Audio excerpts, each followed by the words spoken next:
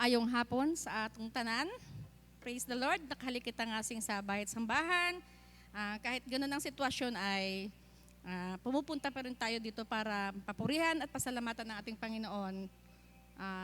Para po sa ating opening song, abitin po natin yung awit na Kay Buti Mo Panginoon. Hingin ko pang lahat na tumayo.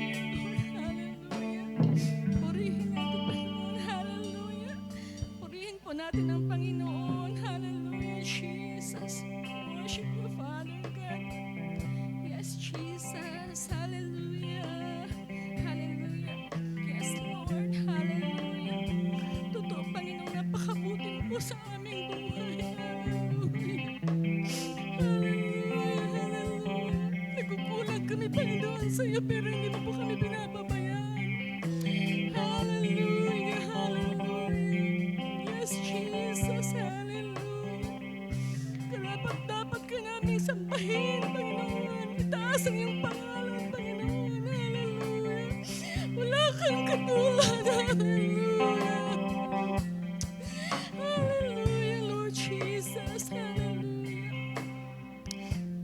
naming Diyos, may-ari naming mga buhay. Sa mga oras na ito, Panginoon, Ikaw namin ay pinapupurihan, pinapasalamatan dahil sa iyong kadakilaan, Panginoon. Salamat, Panginoon, sa iyong mga anak na kung saan ay nandito, Panginoon, upang marinig, Panginoon, yung mga salita, Panginoon. Na ito, Panginoon, na maging daan, Panginoon, para mapamuhay namin, Panginoon. Lord, salamat sa pag-iingat na ginagawa mo po sa amin sa araw-araw. Kahit saan kami pumunta, Lord, nandiyan ka, Panginoon. Lord, maging sa mga sister and brothers, Panginoon, na gustong pumunta dito, Panginoon, ingatan mo po sila, Panginoon, na makarating, Panginoon, sila sa lugar na ito, Panginoon, na wala pong mangyari, Panginoon.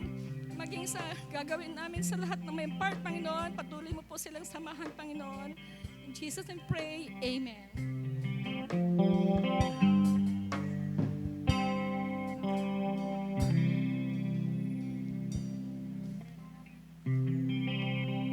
Amen. Manatili po tayong nakatayo para po sa ating mga awitan.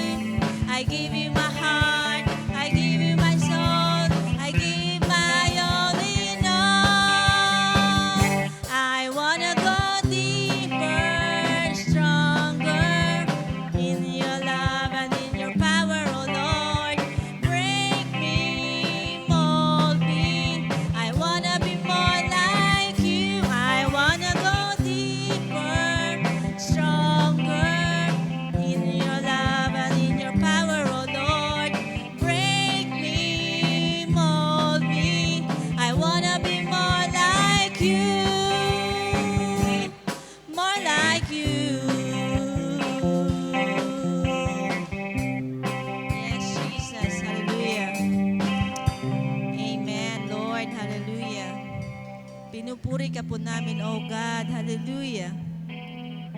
Yes, Jesus. Thank you, Lord. Hallelujah. Napakabuti niyo po, Father God. Hallelujah. Yes, Jesus.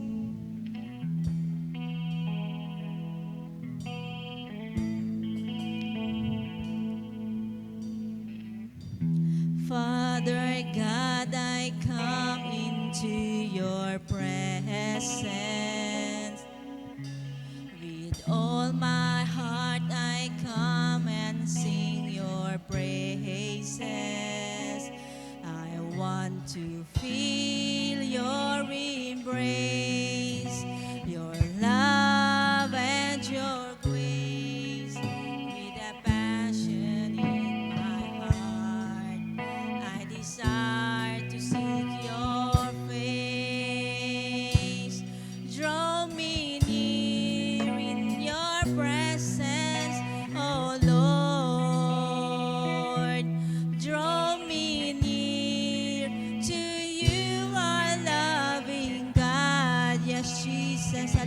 hallelujah.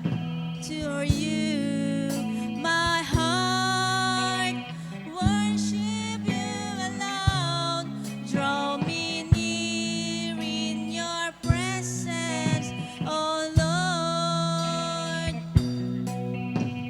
Father God, I come into your presence. With all my heart I come and sing your praises. I want to feel your embrace, your love and your grace. With a passion in my heart, I desire to seek your face. Draw me near in your presence, oh Lord. Draw me near to you, oh loving God. I long for you, my heart worship you alone. Draw me near in your presence, oh Lord. Draw me near in your presence, oh Lord. Yes, Jesus.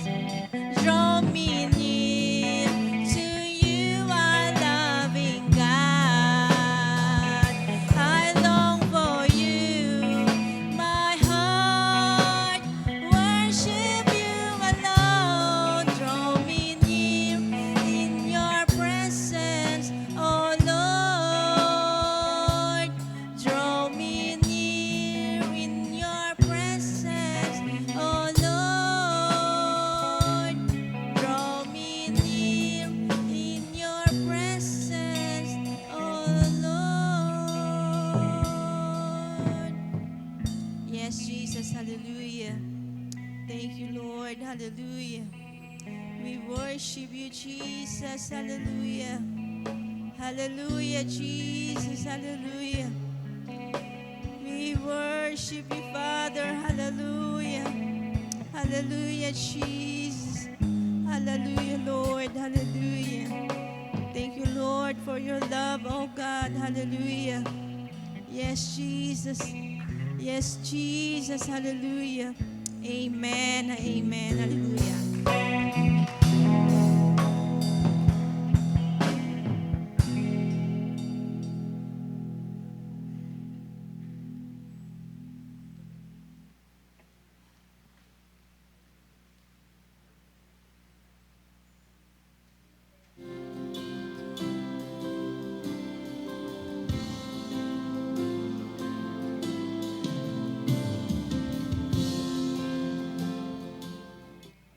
Magandang gabi po sa lahat. Patuloy po tayong magpuri at magpasalamat sa Panginoon. Sa oras na ito ay oras po ng pagbibigay. Pagbibigay po natin sa Panginoon ang ating kaloob. Kung wala po tayong pinansyal na ibibigay, pwede po nating ibigay ang ating sarili sa pamamagitan ng ating panalangin. Ialay po natin sa Panginoon para sa ikalalago ng ating iglesia. Ganon din po yung sa nagsusubaybay po sa Facebook natin. Pwede po nating alay sa Panginoon ang panalangin para sa ikalalago po ng ating iglesia. Kaya po sa oras na ito, ialay po natin, buksan po natin ang ating puso at ang ating mga pitaka po ay ihanda para po sa pagbibigay. Amen po ba? Amen. Sige po, punta po tayo mga kababaihan dito sa harap para sa ating awit.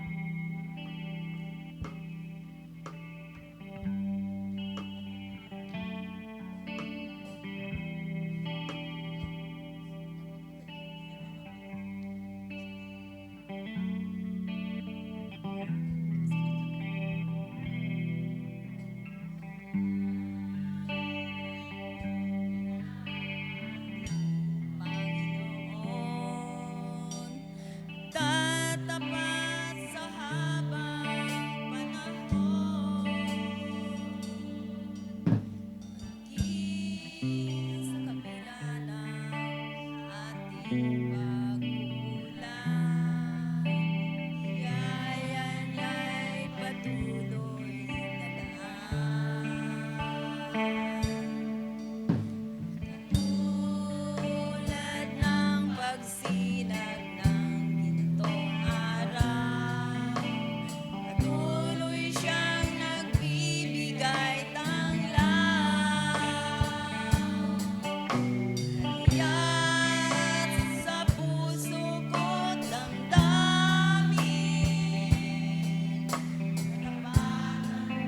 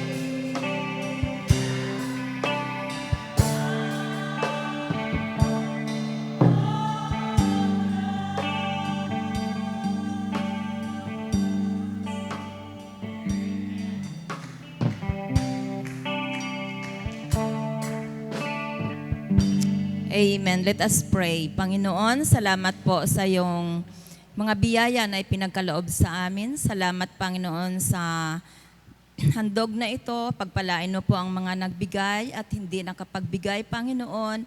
Ang puso nila ay narito upang patuloy na magpuri at magpasalamat sa iyo. Pagpalain mo ang mga hanap buhay namin, Panginoon. Ikaw po ang patuloy na magtagumpay. In Jesus' name, Amen.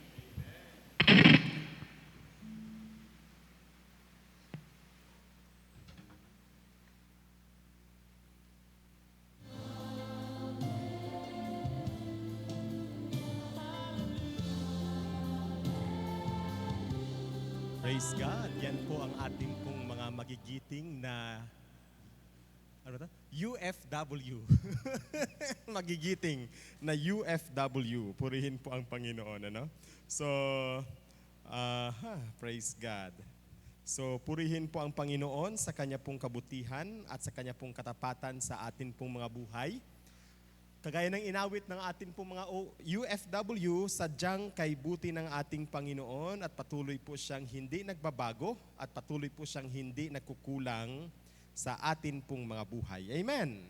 Purihin po ang atin pong Panginoon Diyos. And tonight, salamat po sa Panginoon sapagkat since tayo po ay nagkaroon po ng lockdown, we have come to the point na natapos na rin natin sa gabing ito ang series natin patungkol sa discovering God's character, ano?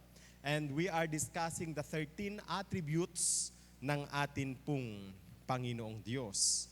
And of course, salamat po sa Panginoon sa mga kapatid po natin na patuloy pong umantabay sa pag-aaral na ito simula po sa unang araw hanggang sa panahong ito. And salamat sa Diyos sapagkat patuloy po siya na pinapakita at ipinaparanas niya sa atin ang kanya pong kabutihan, ang kanya pong katapatan. Sa atin po mga kapatid na kasama po natin sa Facebook Live, patuloy po nating dalangin na nawa ang pagpapala at biyaya ng ating Panginoong Diyos ay kanya pong iparanas sa atin. Ano? So, salamat po sa Panginoon. Si Brother John Vizca, kasama natin ngayon, Sister Henny de los Reyes Gaan, kasama din po natin ngayon sa atin pong pag-aaral. Si Nick Gabay Fernando, kasama din po natin ngayon. So purihin po ang Diyos sa kanya pong kabutihan. Ngayong gabi, atin pong tatalakayin, God never changes. Ito po ang atin pong last attribute ng ating Panginoon na atin pong tatalakayin. Kung kayo po ay may mga katanungan, maaari pong mag-post lamang sa video na ito at gagawin po natin ang lahat ng ating mga kaya na atin pong sagutin ang iyong pong katanungan bago po matapos ang atin pong pag-aaral. So salamat po sa Diyos. Pag-usapan po natin, God never changes. Sa theology, ang tawag po sa idea na ito is the immutability of God. God is immutable. I-M-M-U-T-A-B-L-E. Gustong sabihin, God never change in character, in will, and His covenant promises. Ang ating Panginoon ay hindi nagbabago sa kanyang kalikasan, character, ugali. Tama ba yan? Character, ugali? Parang mas malalim pa sa ugali ang character, ano? Kasi ito po yung tumutukoy sa buong pagkatao kung tao siya. Pero siyempre ang Diyos, hindi naman po natin gamitin na may pagkatao ang Diyos. Kasi Diyos nga ang Panginoon. Pero ang hirap i-describe yan sa Tagalog, Sister Telma, no? Character. Hindi nagbabago ang character ng ating Panginoon. Hindi nagbabago ang kalooban ng ating Panginoon. At hindi nagbabago ang kanyang pangako sa atin. So, yan pong atin pong pag-uusapan. Ang sabi po sa James chapter 1 verse 17, whatever is good and perfect is a gift coming down to us from God our Father, who created all the lights in the heavens. He never changes or casts shifting shadows. James chapter 1 verse 17. Lahat ng mabubuti at lahat ng ganap na kaloob ay galing sa ating Diyos Ama na siyang naglikha ng kaliwanagan sa kalangitan. Hindi siya nagbabago at hindi siya nagbabago o naglilipat-lipat ang kanyang anino. Casting, shifting shadows. So God never changes. Sa katotohanan, it is impossible for God to change. Ang Diyos ay hindi nagbabago at ang katotohanan po ay hindi nagbabago, ang Diyos mismo ay hindi nagbabago. The influences that cause change in our life has no effect on God.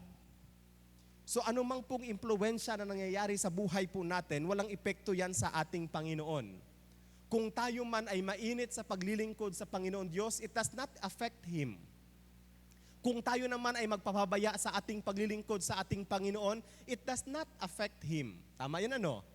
Kung tayo man ay manlulupaypay, hindi apektado ang ating Panginoon Diyos. Pero kung ikaw ay Kristiyano, nakita mo ang kapwa Kristiyano mo nanghihina at nalulupaypay, apektado ka. Tama, ano? Pag nakita mo ang kapwa Kristiyano mo, nalulungkot, namimighati, apektado ka. O maaring magbago ang iyong kaisipan o magbago ang iyong disposisyon sa buhay. Pero ang ating Panginoon, He does not change. Napakaraming mga tao ang nakawitness ng mga kahindik-hindik na krimen. Kanina, pinag-uusapan namin ng isang theorist na kung saan ay nagpasimuno siya ng isa pong parang isang uri ng revolusyon na kung saan ay naglalayon na itapol down ang isa pong diktadorya sa kanilang bansa. No? So isa siyang mataas na lingkod ng Panginoon Diyos, mataas ang kanyang katungkulan, and nobody think na siya po ay maging isang radikal na magpasimuno ng isang revolusyon. Kasi itong lingkod na ito ng ating Panginoon Diyos, tahimik lang siya. Pag may debate, tahimik lang din siya. Ang description sa kanya, he is a bookish na klase ng pastor. Pag mag-preach siya, nakabase sa libro, nakabase, lahat ng sinasabi niya, nakabase doon, and everything is well calculated, everything is well planned bago siya magsalita o bago siya gumawa ng isang bagay. Pero one day, he witnessed, personally, nakita niya sa kanyang sariling mata na ang isa niyang kaibigan was murdered. Nakita niya ang kanyang kaibigan, pinatay. Nakita niya ang kanyang kaibigan kasama ang kanyang asawa, kasama ang kanyang mga anak, they were murdered sa kanyang harapan. And then, that is the time na kung saan nagbago ang disposisyon ng taong ito at nagpasimuno siya ng parang revolusyon sa kanilang bansa. So maisip natin, paano nagawa ng isang taong gumawa ng ganoong klaseng movement na uncalculated, unplanned? Kung siya ay isang taong akademiko, kung isa siyang taong malalim mag-isip, kung isa siyang taong wala siyang ibang iniisip, kundi magpiliin ang mas paraan ng kapayapaan o paraan ng pagkakasundo at pagkakaunawaan. Simply because he witnessed yung pagkamatay ng kanyang kaibigan. Pero ang ating Panginoon, nakita niya kung gaano kasama ang kasangkatauhan, but God never change. His knowledge and wisdom will not increase nor diminish. God does not compromise or change His values. And God does not have mood swings. No? So ang ating Panginoon, hindi siya nagko-compromise ng kanya pong values. Pag sinabi ng Panginoon tama, tama. Pag sinabi ng Panginoon mali, mali. At hindi din ang Panginoon nakakaranas ng tinatawag nating mood swings. Ano bang gusto sabihin ng mood swings na yan? Minsan, pag pumasok sa opisina, ang saya niya. Tama yan, no? Pero pag bukas yan ang pinto, nako, mainit na ang kanyang ulo. Tapos mamaya-maya naman, masaya na naman siya. So, hindi ganoon ang ating Panginoon. Life and its uncertainties may shake us, but our God, who is the Rock of Ages, does not move. Kung kaya't, kung tayo po ay humahawak at nananangan sa Kanya, ang lakas ng ating Panginoon ang siyang magsusustain sa atin. So ano-ano po ba ang implikasyon ng atin pong pag-aaral na ito? Una, God's unchanging purpose gives us eternal significance. Ang purpose, ang layunin ng Panginoong Diyos na hindi nagbabago ay nagbibigay sa atin ng pangwalang hanggan na kahalagahan. Tingnan po natin. Sa Salmo, Kabanatang 33, verse 11, ito po ang sinasabi ng salita ng Panginoon. The Lord's plans stand firm forever. His intention can never be shaken. Ang mga plano ng Diyos ay manatili magpakailanman. At ang kanyang mga panukala ay hindi natitinag. So God's plan is unchangeable. Ang plano ng Diyos ay pasimula pa nung kanyang nilikha ang sanlibutan. In fact, kabahagi tayo ng plano na yan ng ating Panginoon. Ang sabi ni Pablo sa Efeso Kabanatang 2, talatang 10, ay ganito. We are God's masterpiece. He has created us anew in Christ Jesus, so we can do the good things He had planned for us long ago. Ano po ang sinasabi ng salita ng Panginoon? We are God's masterpiece. Nilikha tayo bilang obra maestra ng ating Panginoon. At kabahagi ng kanyang paglikha na yan ay ang paglikha sa atin bilang isang bagong nilalang sang-ayon sa wangis ni Kristo. Nang sa gayon, magawa natin ang mabubuting mga bagay na kanyang nilayon sa atin. So ano ang purpose? Ano ang layunin ng Diyos sa ating mga buhay? Sang-ayon sa bersikulong ito sa Efeso Kabanatang 2, talatang 10. Ano po ang purpose ng ating Panginoon? Anong sabi ng ating Panginoon? Ano ang purpose natin as masterpiece ng ating Panginoon Diyos? To do good works upang gumawa ng mabuti. Ngayon, magsasabi tayo, Pastor, totoo bang hindi nagbabago ang Diyos? Bakit may COVID-19? Di ba sinasabi natin mabuti ang Diyos? Mabuti ba ang COVID-19? Di ba maaring masabi natin yan, ano? Pero kung atin pong pansinin ang sinasabi ng salita ng ating Panginoon Diyos, ginawa tayo ng ating Panginoon upang gumawa ng mabuting mga bagay. And sa COVID-19, napakaraming mga istorya, napakaraming mga testimonya ng gawang kabutihan ng mga mananampalataya ng mga Kristiyano.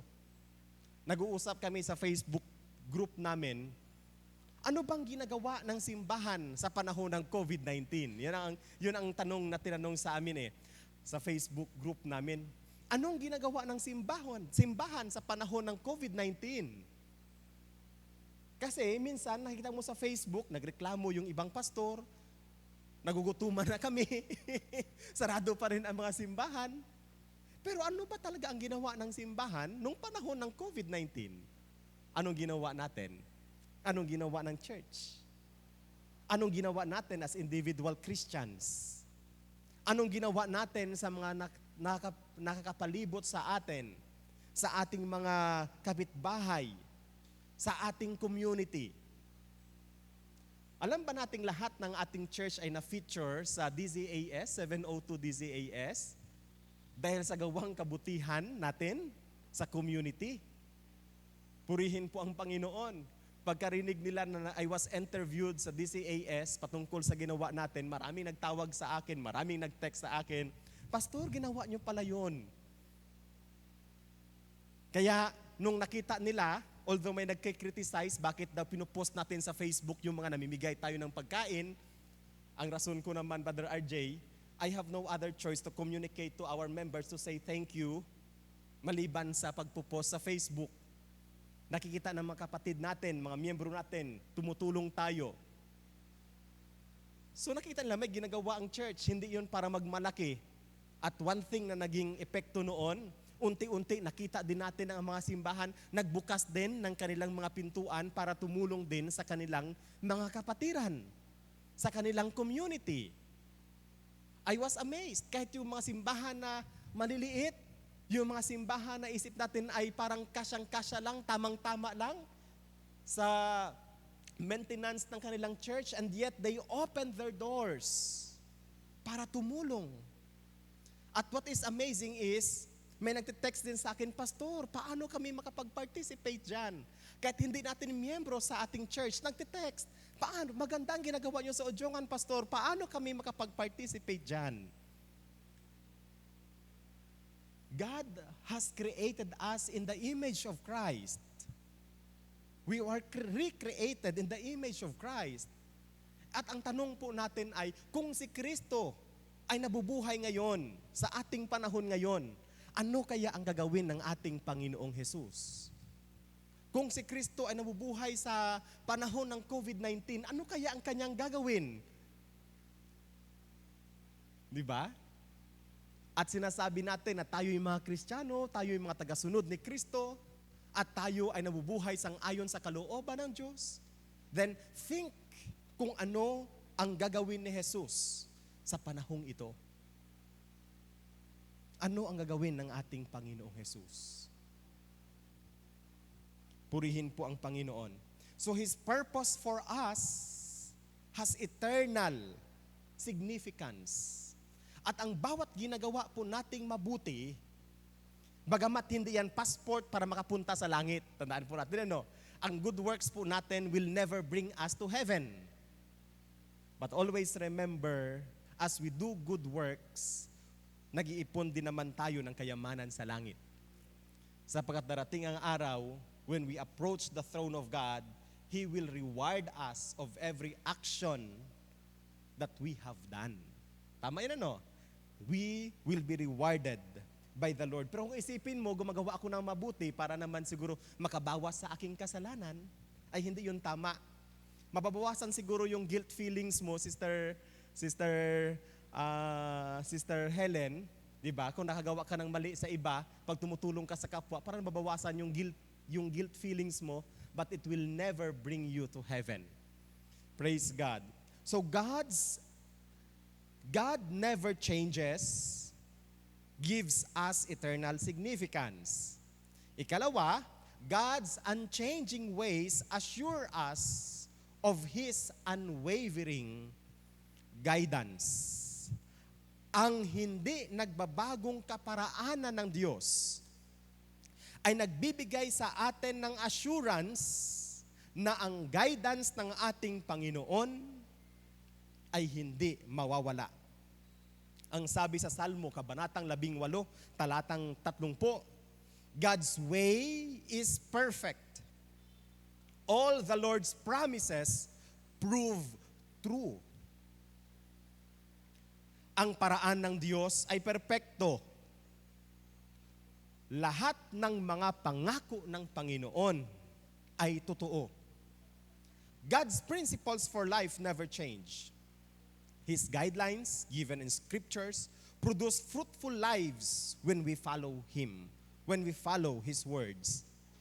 So ang kaparaanan ng Panginoon, ang kanyang mga pangako, lahat ng yan ay totoo. Magtatanong ako sa inyo, nangako ba ang Diyos na hindi tayo magkaroon ng sakit at karamdaman sa mundong ito? Nangako ba ang Panginoon? Hindi.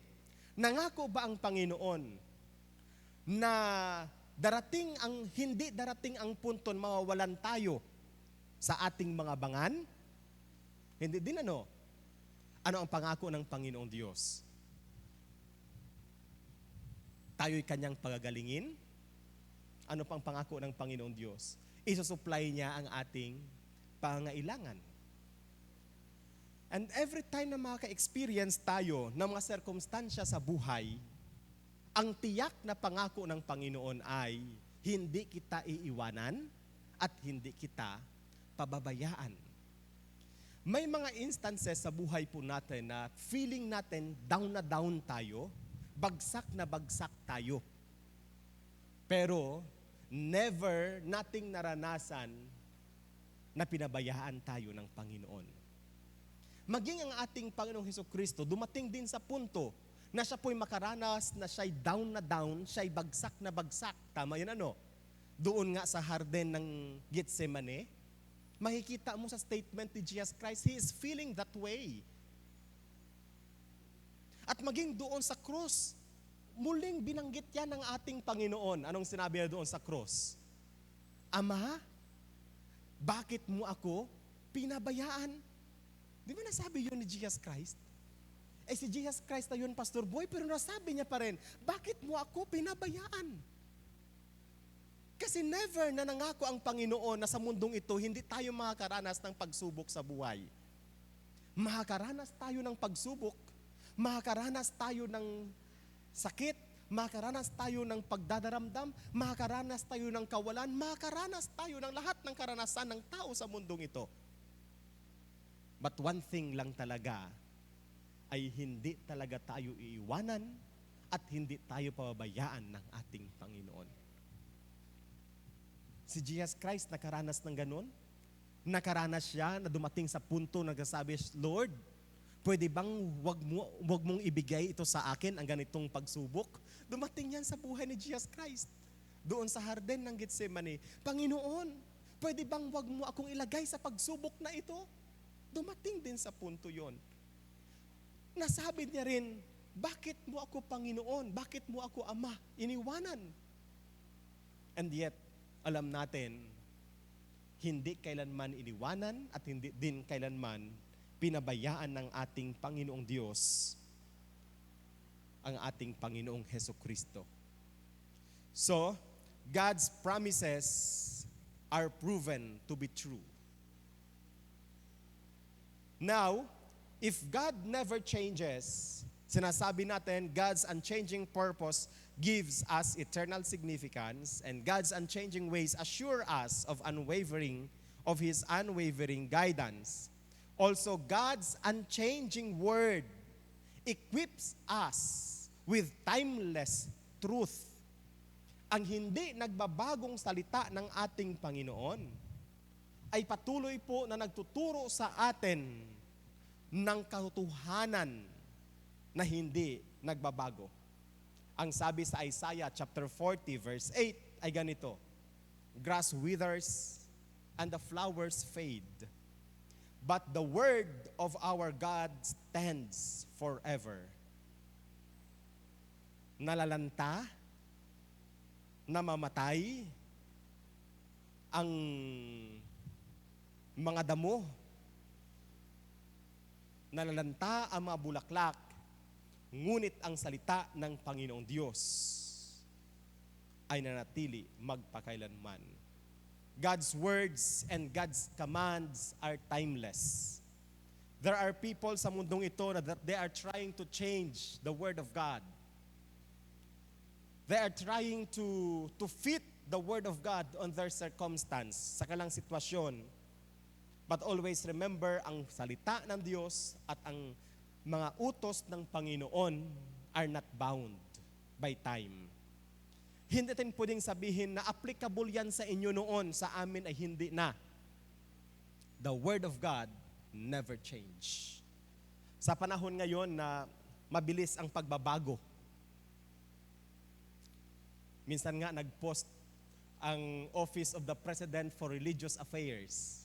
Nag-post siya, Pastor Boy, ang office na yon, na ang simbahan daw, hindi naman kailangan na mag-meet physically, kundi pwede naman ang mga virtual na mga meetings. Sabi ba na ganyan? Ay kinontra namin, marami kaming kumontra, marami din namang pumabor sa kanila. Pero mga kwan kami, ilan lang kaming kumontra doon. Sabi namin, it should not be at hindi dapat na ang opisina ng gobyerno ang magsasabi kung paano sumamba ang mga tao. It should not be. Nakakalimutan nila that there is separation of the church and the state. Totoo na hindi pwede mag-meet ng maramihan, pero hindi pwedeng sabihin na hindi na kailangang mag-meet ng physical. Maraming nagalit sa amin. Binasahan pa kami ng Romans chapter 13. Dapat daw magpasakop sa gobyerno. Walang problema sa pagpapasakop sa gobyerno. Pero nakalimutan din nila sinasabi sa Biblia, we rather to obey God rather than men. Hindi pwedeng i-define ng pamahalaan o ng isang opisina ng pamahalaan kung paano at kung ano ang dapat na pagtitipon ng mga Kristiyano at ng kahit sinong tao. Ang ganong klasing karapatan ay ginagarantiyahan ng konstitusyon. At walang ni isang batas man na gagawin ang bansang ito para maglilimita ng pagtitipon at mga gawaing pagsamba. Di ba? Tama yan, ano? Dapat clear yun sa kanila. Tama na tayo'y sumusunod na huwag tayong magtipon kasi nga dahil may COVID-19, pero temporaryo lamang yan. At hindi yan ang normal na gawain ng Kristiyano. Kahit sabihin pala nila na new normal yan, pero hindi pa rin yan normal. Kasi very clear ang Word of God. Ang sinasabi sa Hebrews chapter 10, anong sabi sa Hebrews chapter 10? Huwag niyong pababayaan, huwag niyong kalimutan ang pagtitipon ng mga manampalataya kagaya ng ginagawa ng iilan. Parang bali na pala yung Brother Orly. Kasi hindi iilan, kundi ng marami. Hindi na iilan pala, ng marami. Mga kapatid, mga kaibigan, ang salita ng Diyos ay hindi nagbabago. We might have our own interpretation sa Word of God, but the Word of God never change. So salamat naman sa Panginoon, bagamat tayo po ay mayroon pong mga nangyari dyan, na tayo po ay hindi nakakapagsamba physically dito sa ating bahay-sambahan, pero tuloy-tuloy po ang ating mga gawain. Kahit kami lamang po ang nandirito, we are really worshiping God and we are really encountering the presence of God. So and I hope din sa mga kapatid natin na kasama natin sa Facebook Live, sumasama sa ating mga pagsamba, kung paanong nararanasan namin ang presensya ng Diyos sa lugar na ito, nawa nararanasan din ng Panginoon ninyo ang presensya ng Panginoon sa inyong kinaroroonan. So God's unchanging word equips us with timeless truth. Sa panahon na parang nagbabago-bago ang filosofiya ng tao o nagbabago ang mga disposisyon ng tao, go back to the scriptures. Go back to the scriptures. Yan kasi ang naalala ko parati noong time na ako po ang nagtitimon sa baruto namin. Yung tatay, tapos yung isang tiyo ko, 5 kami sa baruto. Sila ang naggaod, sila ang nagbugsay. Tapos pinasubukan sa akin na ako ang magtimon ng baruto. Gabi naman yon. Walang ilaw, maliban lang sa mga bituin at ng buwan. Maganda naman magbiyahe sa gabi pag bituin lang ang makikita mo. Kasi mas maliwanag ang dagat. Nakikita mo ang bato, nakikita mo kung ano dyan. Pero kung may buwan na malaki, naku, medyo nakakabulag ng konti. So, basta ang parati niyang sinasabi, rumbuhon ni murang bukid ngaran. Basta every time na ikaw ay mag-steer ng timon, ang iyong goal ay yung bundok na yon. Pag yan ang goal mo, makakauwi tayo sa atin. Ay, ang layo naman ng aming kuwan. Pero yun lang ang ginawa ko. Just maintain lang. Yung dulo ng baruto, mayroong nakausli na kahoy doon. I-maintain mo lang doon sa bundok na gusto niyang ng punteriyahin namin, tiyak na hindi kami mawawala. Kasi pag medyo magpaling ng konti yon, ay ibang barangay na ang dadatatnan mo. So ganun din sa Word of God. If we feel that we are lost in this world, go back to the Word of God. Because the Word of God will equip us with the timeless truth. Maaring magbabago ang posisyon ni pastor, maaging magbabago ang posisyon ng maraming mga lingkod ng Panginoon Diyos, but if you stick on the Word of God, and the Word of God lang, hindi ka mawawala at hindi ka maliligaw. And then the last is, God's unchanging commitment guarantees us with everlasting security. Ang hindi nagbabagong commitment ng ating Panginoon ay gumagarantiya sa atin ng walang hanggang katiyakan. If we have trusted in Jesus Christ as our Lord and Savior, we can be assured of eternal life. Kung tayo po ay nagtiwala kay Jesus bilang ating Panginoon at tagapagligtas, sigurado tayo sa buhay na walang hanggan. And God's eternal commitment to us in redemption, in our spiritual growth, and our eternal destiny. Ang Diyos po ay may walang hanggang pangako sa atin na kung saan tayo po ay iligtas, tayo po ay lumago, at tayo po'y makarating sa tiyak na kaparuroonan. God's commitment to us is as strong as He is eternally constant. Ang commitment ay nakadepende yan hindi sa kanyang salita, kundi sa nagsabi. Tama yun ano? Kung ang isang tao, alam mo, na pag sinabi niya yan, tiyak na hindi niya tutuparin yan, kahit ano pang mga promise to, mamatay man ako, huwag kang maniwala na gagawin niya yon. Tama ano? Kahit ano pang gawin niya. Kasi karakter ng taong yan, na binabali niya at binabago niya ang kanyang sinasabi.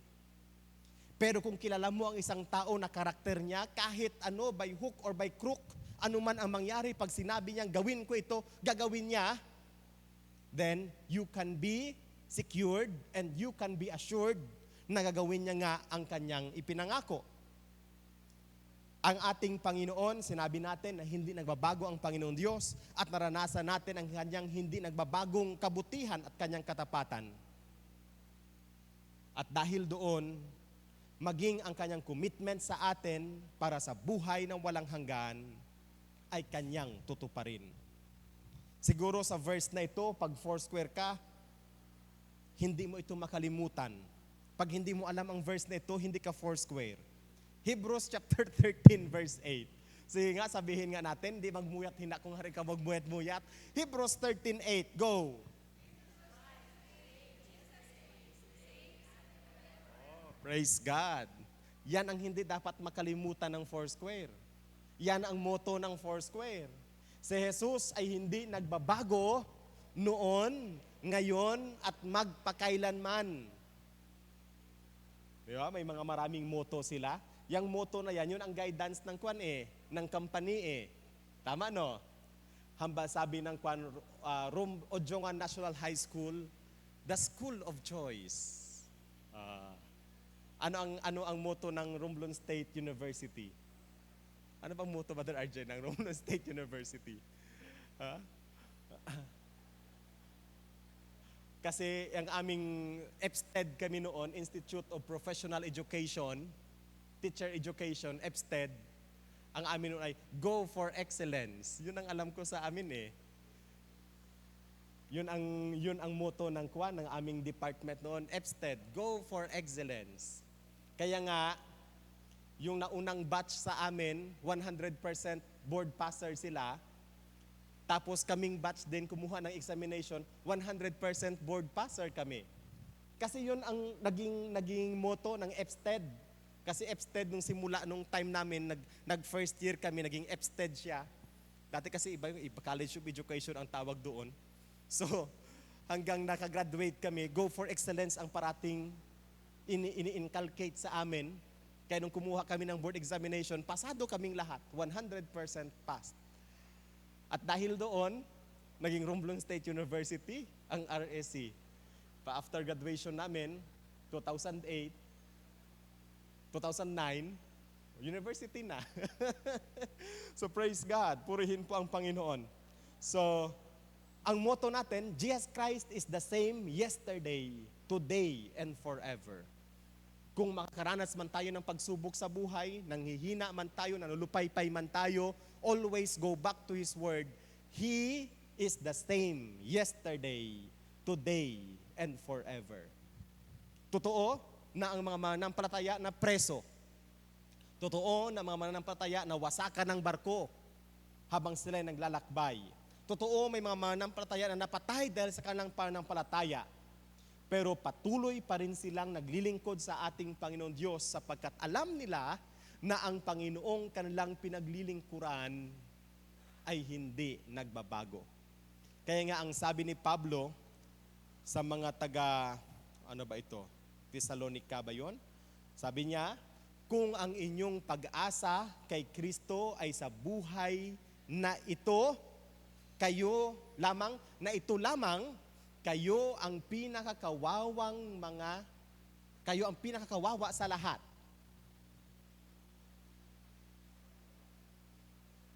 Yan ang sabi ni Pablo. Bakit kaya sinabi ni Pablo yon? Sinabi niya yon dahil kung may mga taong nasabing hindi muling nabuhay si Jesus, then walang kwenta din ang pananampalataya natin. Kung hindi muling nabuhay si Jesus, then matagpo ang sinungaling ang mga alagad na nangangaral ng Ebanghelyo. Kung hindi muling nabuhay si Jesus, then yung mga namatay kay Kristo na nakipaglaban para sa pananampalataya, sayang lang ang buhay nila. Ngunit, ang pag-asa natin kay Jesus ay hindi lamang sa mundong ito. Ang pag-asa natin sa ating Panginoon ay hindi lamang sa finances, sa kagalingan at kung ano paman. Ang pag-asa natin kay Jesus ay buhay na walang hanggan sa kanyang piling. Purihin po ang ating Panginoon. So praise God. Palakpakan po natin ang ating Panginoon Diyos. Amen. So titingnan po natin kung may mga tanong sa atin sa Facebook.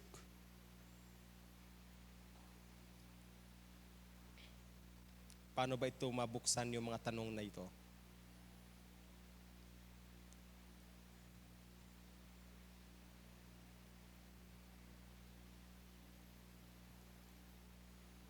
So wala namang tanong sa atin sa Facebook. So praise God. So tayong lahat po ay dumako na sa closing song at closing prayer. Sino ba sa closing song at prayer? Si Pastor Boy.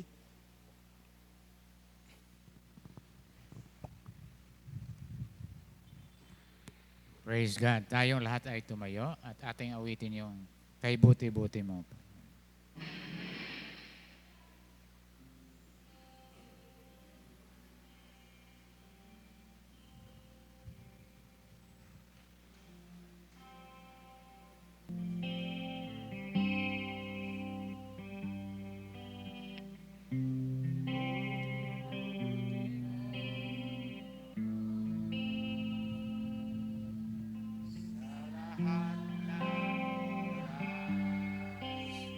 At sa bawat araw,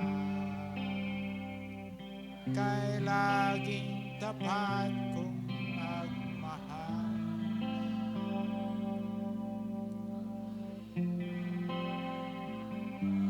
Sa walang hanggan.